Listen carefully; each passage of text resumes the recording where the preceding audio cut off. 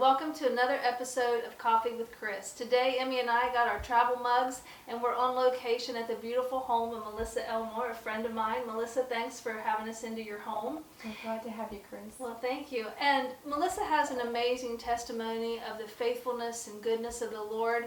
And it's special to me because I was attending a church in Cincinnati about 6 years ago. And I remember walking in and seeing familiar faces from Highland County, and I was like, oh, I remember them, from Hillsborough. And I was there. Melissa and I served communion together. We were on the communion committee, and I remember when she got the diagnosis about 3 years ago, the doctors said that she had cancer. And what I remember more than that is there was a service, and it was a very anointed service, and Melissa and her husband Brad went up front with their hands in the air, and the pastor asked us to come and pray for them.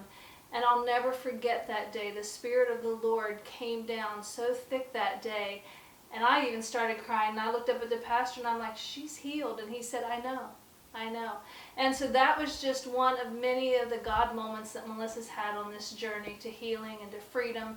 And so if it's okay, we'd like to share her story with you today to bring hope to others, because the Bible says, whatever you ask in my name, I will give you, that my Father may be glorified. And Melissa has been glorifying the Lord every step of the way. So that's enough of me talking, Melissa. Let's get started here. So when were you diagnosed? What were the symptoms? How did you know something was wrong? Well, actually, it started in July, the early part of July, and I had, we were outside on the front porch, and I went to scratch, and I'm like, oh, I have a little knot there. So, thinking that doesn't belong there, and so I went and gotten a mammogram, and so, and you're just thinking, it's not much, but you need to pursue that. And so I did that, and the radiologist said you have really healthy breast tissue, and he goes, I don't see anything unusual with the knot, and they thought I was fighting a bacterial infection. So I went on an antibiotic, and that was early July. Well, about August, I just noticed something wasn't right, and my arm kind of would get puffy, and I'm like, but I've had a lot of scar tissue and things like that, so I thought, well, maybe it's the scar tissue really aggravating something. Mm-hmm. So it got to the point, though, it just was getting more swollen, and I went to, and I honestly probably been to a doctor 5 times, and it's just never really been sick. So I went to a family doctor, and he said, well, maybe the first round of antibiotic didn't get it. And I said, okay. So I went on that. Long story short, a week later, nothing changed. And so I said, I want to get this biopsy. So that was the latter part of, the beginning of probably 2 weeks into September of 2016. And, you're thinking, okay, the radiologist didn't see anything, and he's, didn't see any urgency in anything, and so you're anticipating pretty much a good report. Right. Well, that was not the case. So I was diagnosed, and so you're wondering, well, where did it start? Because it was breast cancer, and but it had started at my nipple and moved to my arm. Okay. So that kind of explains why nothing showed up, because it was really hard for them to determine the source. I mean, because you've got to figure out where the root is so you can get the root out and treat it right. So during that time, I did not know this either till after the fact, really, that they weren't really sure if the treatment would even work, because my body didn't follow a typical pattern that they're used to seeing and kind of know the regimen. They didn't know if my body would respond to the treatment. But then again, I don't think they knew who they had in the room. Right, amen. I knew that I had to make a decision. And I either had to trust what they said, or I had to trust what God said. And I remember how I felt on the way home like that ride coming back from the James, and it was a very long, lengthy day, and you're seeing a lot of doctors, and they're trying to come up with a plan, but then they didn't have all the information, so that explains some things too, because I ended up going back and getting my oncologist wanted their own biopsy, and she said, I'm not going to cowboy your treatment. Yeah. And so I'm like, and I mean, yes, nobody wants this diagnosis, like that's not what you want. But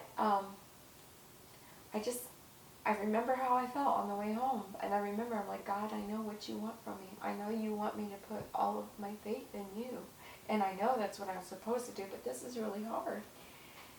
But the one thing that when we got home, we stopped by the high school. Our daughter was finishing up a soccer game, and a church had asked if some of them could come out and pray, and I'm like, well, sure. And so they were like, well, when would be good? And I said, I really don't know what's going to happen after my appointment. I said, why don't we just do it the evening that we're going to go to soccer, and then after, I've been to the James, because I'm not going to really know what's going to happen from there out. So Brad and I, and my mom was with us too on that trip.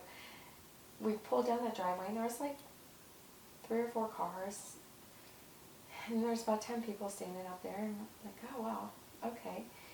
And mind you, we're exhausted, and we started at like 7 in the morning, and you're a little wiped out, but so we were standing there, and cars just kept coming down the driveway, and I'm like, wow. I thought, maybe 3 or 4 church ladies were coming. That's what I thought. And anyhow, by the time it was all said and done, the driveway was full. They were parked down the lane, and there were 75 people on our front lawn. Oh wow! So we prayed, and we would walk around the house and pray. And I'm like, okay. And obviously, they prayed for me and my husband, and our daughter was here, and. The thing was, though, Kris, I'm like, okay, it was when I started praying for other people. Yeah. And that fear, that little speck, because I knew, like, I had to make up my mind. I was not going through this journey with one speck of fear in my eye. Like, not one speck. But I'm like, okay, God, like, this is hard, but I know you're with me, but this is still hard, because our nature is to fear. Right. Well, you can't have faith in God and have fear in you. Amen. The two don't coexist. Right. Fear is unbelief in God, and so I'm like, okay, I really can't say I was a warrior, but there were some situations that I chose fear previously, several years before this, and everything that I feared and fretted never happened. So I'm like, and I wasted a lot of time, a lot of energy, and I'm like, okay, God, I know, and I honestly think that was my training or boot camp, you might say, because I knew, like, God showed me, like, those things that I was fearing and worrying about didn't happen. So, and if we can pause right there for a minute, that's the verses I like. The Bible, it says, fear not, fear not. He wants us to have faith. I think about when he talks about the centurion that had faith, that it said, if you just say it from here, my daughter will be healed. And it said Jesus marveled at the faith. So that tells us he wants us to have faith in him. And one of my favorite verses is, don't worry about anything. Instead, pray about everything. And that sounds like what you did. You decided to not worry, to stand on faith, and to pray. Right. So tell me some more about other God moments that you had. Well, and just to add to that a little bit, if it's big enough to worry about it, it's big enough to pray about it. And, amen. Because a lot of people will say, well, I guess we could pray. Well, I'm like, no, that should be the first thing. Right. And there were just things like that, that really got me armored up, though, I have to say, when I started praying for others, because, my goodness, at the end, there were several that needed prayer, for things, and this one lady had lost her daughter. She had committed suicide. And there was another girl that was going through not knowing what her test results were going to be, the sweet thing too, Kris, was there were all denominations here. And we all were just, the presence of God was so relevant and prevalent. I mean, the whole thing was so anointed.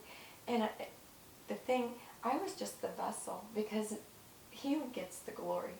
I was just the vessel to get everyone together. And for me, I'm like, God, you can use me. That's fine. When I started my treatments, it was really hard for me to look at those women that looked like they had no hope. And it broke my heart at times. Like, that was honestly because, and I'm not saying I was superwoman, but I made up my mind that the enemy's not going to take my joy. Amen. And, okay, if this is because we had prayed for God to make the crooked path straight. Like, we had been around several mountains, and my oncologist said, I know you're frustrated, you know. Mm-hmm. And she said, and that's why she wanted to make sure that we had the exact, you know, like where the source was and the treatment, because she said, I know you've been around, you know, it's been a journey and you're frustrated. But I made up my mind, and that first day, I'll back up a little bit, when I did go see my oncologist, there's all this literature and information. And I just kept thinking, I don't want any of this. Like, it wasn't like denial, but it was just like, I know what God says about me. And, you know, his will is for us to be in health and prosperous and saved. And I'm taking all of it, you know. But there was a paper with 2 women that were getting ready to speak the latter part of September. And they were survivors. And that's the only piece of paper other than what they gave me in this notebook that I'm going to say I didn't want to read about my chemo treatments. I didn't really want to start anticipating things that may never happen. But that paper, because someone had asked me to put a date down for February 25th. Well, I think I was just not even halfway through my treatments. And I'm like, well, what for? And they're like, well, I want you to speak. And I'm like, about what? And they're like, your journey. I'm like, well, I won't even be done with it. And they're like, that's okay. And so I'm like, okay, God, there's another affirmation. Yes. You know, like, all right. So I wanted to heed my voice to him, but to go back to the no hope, if I couldn't pray with them, I would silently pray to myself for them, because that was the hardest part for me, walking in there and seeing these women look like they were already defeated. Yes. When we serve a big God. Yes. And I tell you, I don't mean to sound like cavalier about it, but I never felt alone. Like, I would get my treatments, and I worked all through my treatments, which was a God thing. Like, I'm so thankful, and I never really felt bad. Like, was I tired at the end of the day? Yeah. But to feel bad, like, my life never missed a beat. So that's just another example in my mind of God being with you. So, you know,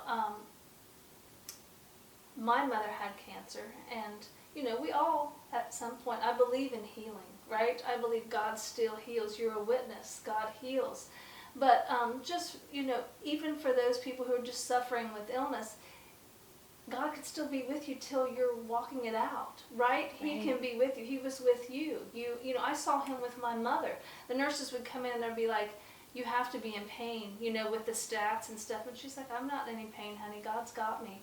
So he will be with you. And the fact that you went through those treatments and were able to work and be, you know, just, yes. That's amazing. That's just, he was with you through people that he put in your path. He was with you in the, you know, and with the sickness. I bet you have a list of a million things, but it was, what I'm hearing is it was your faith in him. You trusted in him. You never doubted him, and you walked it out. I remember you saying something once about something on the bottom of your shoe. You want to tell us about that?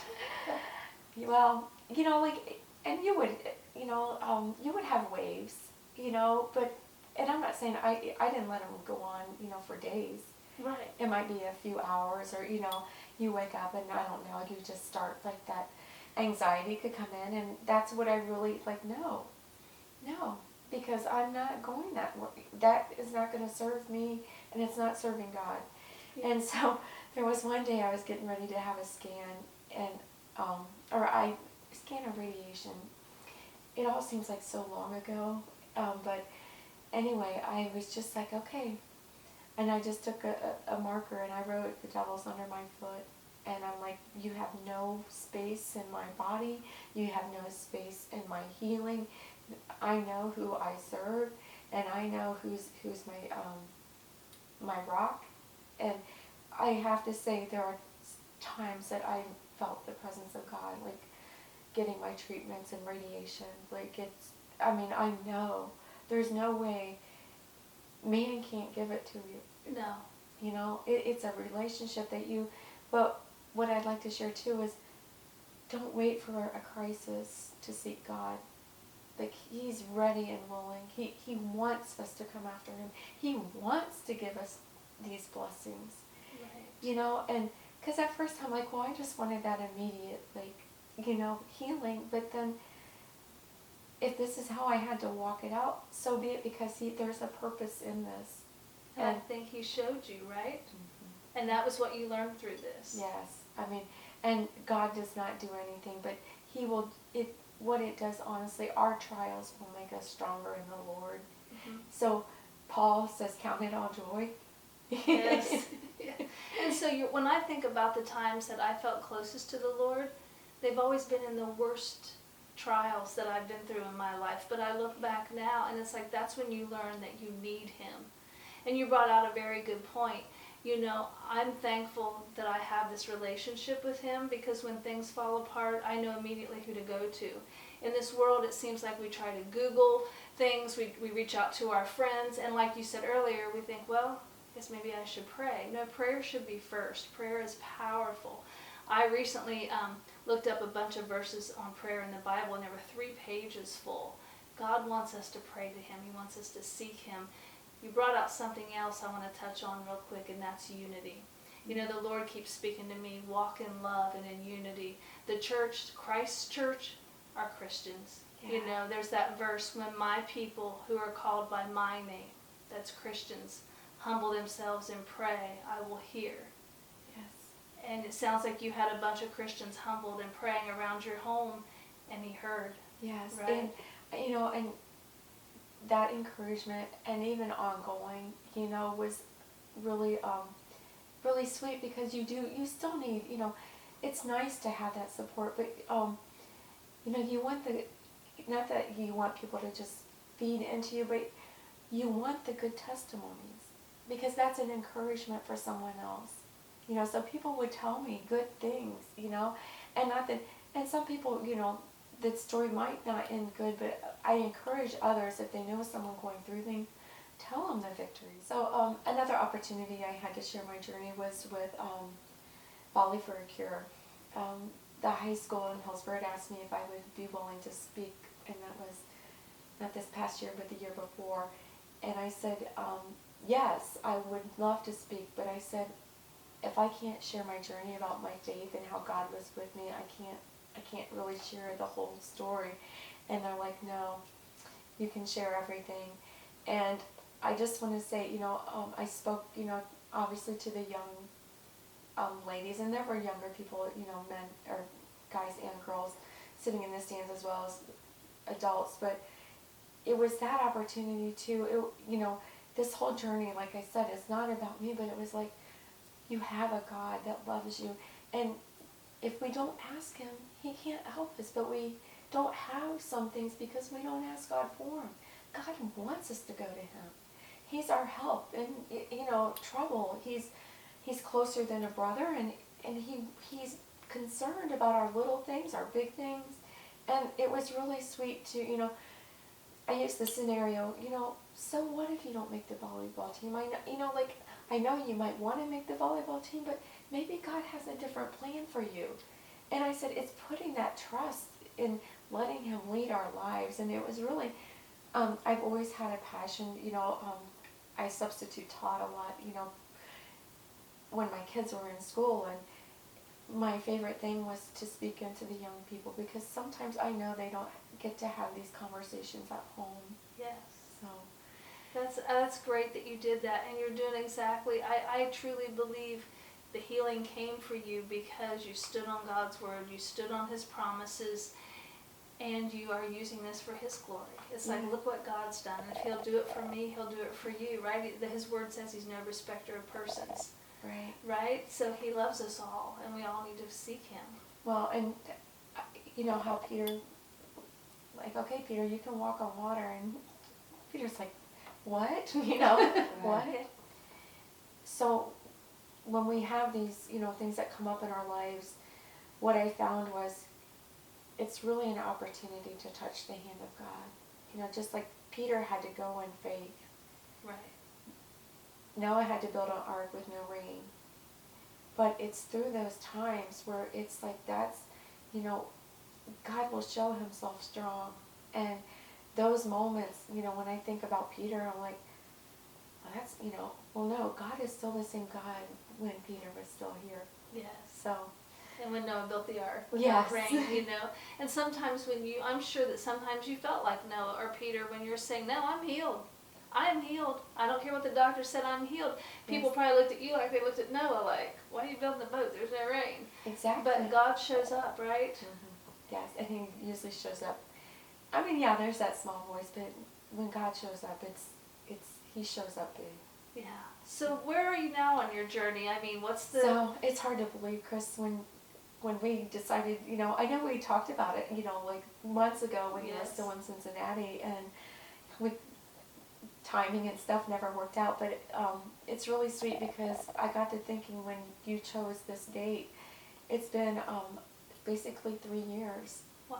Since I started that journey, and you know, I didn't know this either. You know, like I said, the doctors didn't know like if the treatment was going to work. But I can say that my scans have been clean. Amen. Yes, and in fact, my oncologist was like, you know, I don't think I need to see you until January. And, oh wow. And I share with her, you know, as well. I'm like, well, I couldn't have done this journey. Obviously, I had a great team, and I have to say, I mean, they're very caring and very just supportive. But I said I couldn't have done this when I got my first scan back. I said I could have not done this without my faith in you, and it shows. Amen. And that's what I tried to even be a light, because, you know, my doctor and the nurses, they don't always see that, you know. They don't see people that have hope. And I, again, said, there's always hope. Like, there's no, until, you know, you can't stand or you can't function in whatever situation, there is always hope. I love your faith. I love your story of faith. It's inspiring. It's encouraging. You know, so many people want to blame God when something happens. And I try to tell them, you know, God doesn't wish this on you. God gives us free will, free choices. As man, we have done things. We've created chemicals and things that cause cancer. But God's with us, right? He'll be with us. Even when we make bad decisions or bad choices, sometimes innocent people are the result of things that, you know, that other people do at the hands of other decisions, but God will still be with you. For sure. Yeah. You know, and that's, you know, something too. You, as women too, I think we're doers. Yes. And we don't take time to rest. And I encourage, your body can't recuperate if you don't give that rest for your body. Because we're like, okay, well, we can take that on too, or we can, you know. And that's the part, you know, I really encourage women to, you know, your body will not recover. And I was spread pretty thin, I'll be honest, during that time, and I think it was an open door. And I think it was an open door that where my body got down, and then it doesn't function the way that it should, and your cells don't, you know, multiply the way they should. And as women, I just want to say, you know, because nowadays, it's almost like people want to be like, well, you know, I work 60 hours this week, and, you know, that's their identity. Yes. No, your identity comes in God, and God wants us, you know, some people don't have that privilege to rest on Sunday, but He wants us to find that time. Oh, He does. I think it's huge for women to find time to spend alone with the Lord. Even, you know, you got to carve out time for you. I've always been... One of the things during this journey, though, I wanted to add was I felt like I was the woman with the issue of blood, because when I would not be seeing, when I'd see my regular doctor, but then I'd have to go see a couple of other different doctors, excuse me, and this one nurse was like, oh, I've heard about you. And I'm like, well, what do you mean? And she's like, well, they didn't know what to do with you. And I said, what do you mean? Because she just kind of took me off guard when I... What do you mean they didn't know what to do with me? And she's like, well, they just didn't know how to treat you. And she's like, you've kind of been the talk of the floor. And I'm like, oh. And I mean, this was like well into my treatments. And I said, really? And she's like, yeah. And I said, gosh, I said, I feel like I am that woman with all. I said, you know, my faith has sustained me through this. And she goes, yeah, my grandmother used to take me to this little Pentecostal church. And she goes, I think I might need to get back in church. And I said, yes, you do. I said, because you never know when something's going to happen. And I said, you know, we all will go through things. And I said, but the most important thing is, and for me, how I correlated this is we go through the valley. But we don't set up tents in the valley, you know. Oh, that's good. Yeah, and I said, you're going to go through valleys. And I said, but also there's a shadow. And to have a shadow, there has to be light.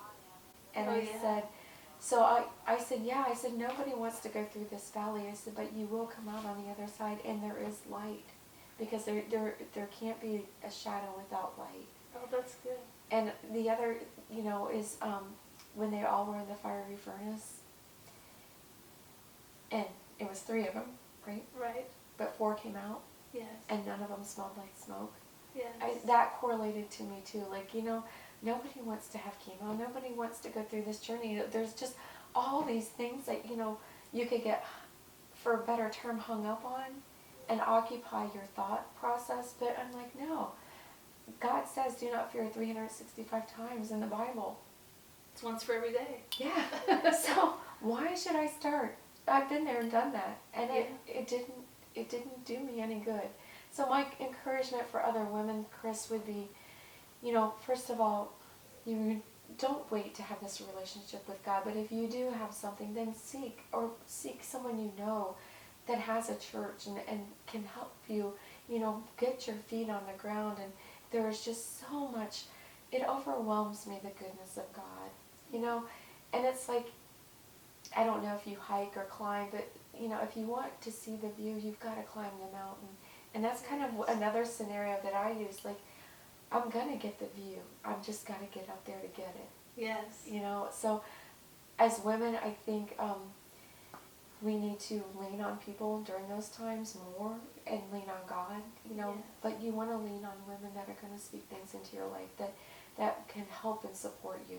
That are going to speak life. Yes. Right? It's very important to stay positive and have a positive mental attitude. And I've had, you're a survivor, you're a fighter, you're full of faith. I have some other friends going through cancer treatments right now that are standing on the word and saying, this isn't the end of my story. God's got more for me. And I think one of the things that you don't want people to do is to bring the negative, right? Right. When you're a warrior, when you're fighting, I hear this consistently. So ladies, if you have a friend that's been diagnosed with cancer, love on them, encourage them, but don't share those stories that didn't turn out so well. They probably don't want to hear that. Right. You right. know? And one other thing I could say, if you have children, my first instinct was not to want to talk to them about all of this. And that's not a good, just from my experience, they want to know. And it doesn't mean that it's all bad, but they just want to know how to support you. And that was a huge thing for me because as mothers, we want to protect. Yes. And they just want to be a part of the journey, no matter what it is. I think that's great. You know, when my mother was diagnosed with cancer, I tried to keep things from my boys, and looking back now, I wish I had kept them more involved. Otherwise, it's just a big mystery, and it can create fear in them. I'm not saying it was always easy, but, you know, you just got to get your bootstraps on, and you got to seek God, and He's got so much for us. I mean, going through this journey, I feel like I've just touched on the surface level still with God. You know, He has so much more for us. Oh yeah, I've talked to a lot of people who have been through similar things. They've been through abuse, they've been through cancer, they've been through neglect, and they said, you know, I know it sounds odd, but I'm almost thankful for that because that's given me a testimony, and I can go out and give others hope. And that's what we're called to do, right? Yes. We're called to go out and be disciples and give others hope. Yes. And thank you for doing that. And thank you for spending time with me today and sharing your story. It's been great. I know others will be encouraged, and I'm sure if anyone is struggling with cancer or struggling with their faith, that you'd be glad to talk to them and encourage them. And so thank you once again. Thank you, Kris. And thank you for joining us.